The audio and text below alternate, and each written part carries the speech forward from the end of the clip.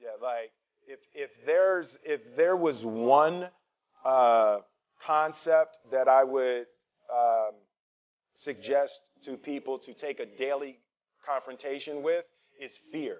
Um, the the problem with fear is that it lies, right? So fear tells you, hey, if if you say that to that girl, she's gonna know she has you, and she'll never really be attracted to you if she knows how much you attracted to her.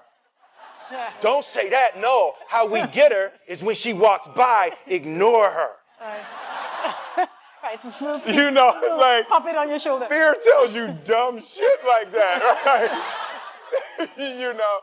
So for me, the daily confrontation with fear has become a real practice for me since about three years ago.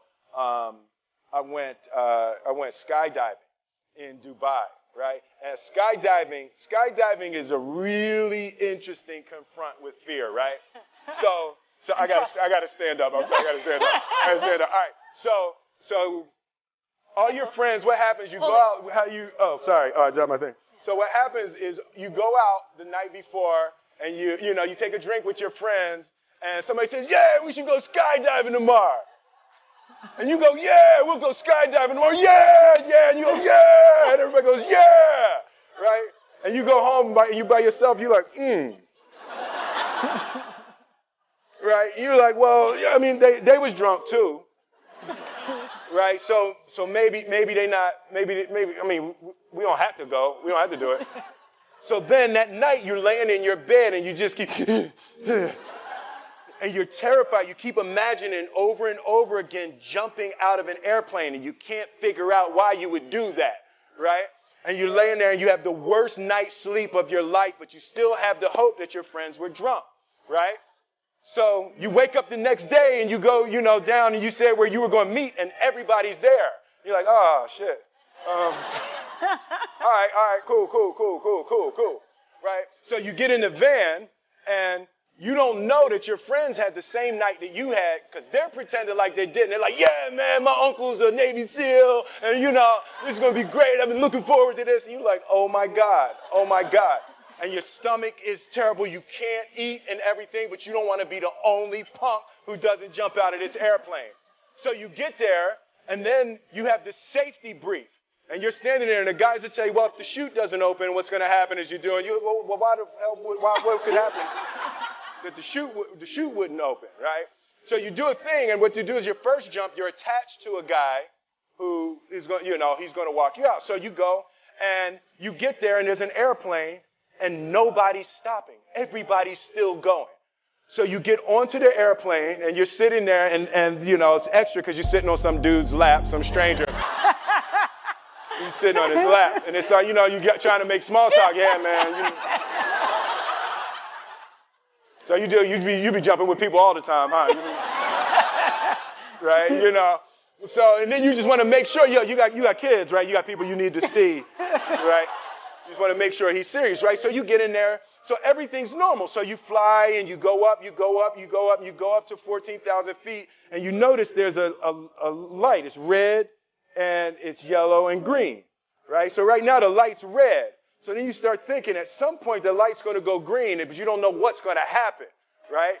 And you wait and it goes yellow and the light goes green and somebody opens the door. And in that moment, you realize you've never been in a freaking airplane with the door open. Right? Terror. Oh, sorry, I'm spitting. Oh, sorry. No, terror. Right? So you go, and then, if you were smart, you sat in the back, so you don't go first, right? And then people start going out of the airplane. And you go, and the guy walks you up to the end of the thing, and you're standing, and your toes are on the edge, and you're looking out down to death. And they say, on 3. And they say, 1, 2. And he pushes you on 2 because people grab on 3. Right? Right? And you go, and you fall out of the airplane, And in 1 second, you realize that it's the most blissful experience of your life. You're flying, right? It doesn't feel like falling, right? It's like you actually are kind of held a little bit by the wind, and then you start falling, there's zero fear. You realize that the point of maximum danger is the point of minimum fear. It's bliss. It's bliss. And you're flying. Right? And you're doing that. And then 20 seconds, 25 seconds, 40 seconds. And you have enough time to just kind of be like, oh, shit, that's that building. I like that one. Oh, you can see the ocean. Right? You start doing all of that. And the lesson for me was, why were you scared in your bed the night before? What do you need that fear for?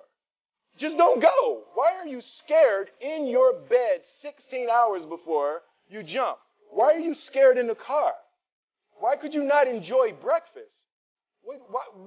What did you need that? The fear is fear of what?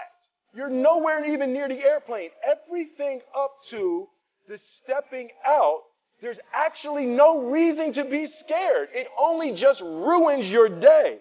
You don't have to jump. And then in that moment, all of a sudden, where you should be terrified is the most blissful experience of your life.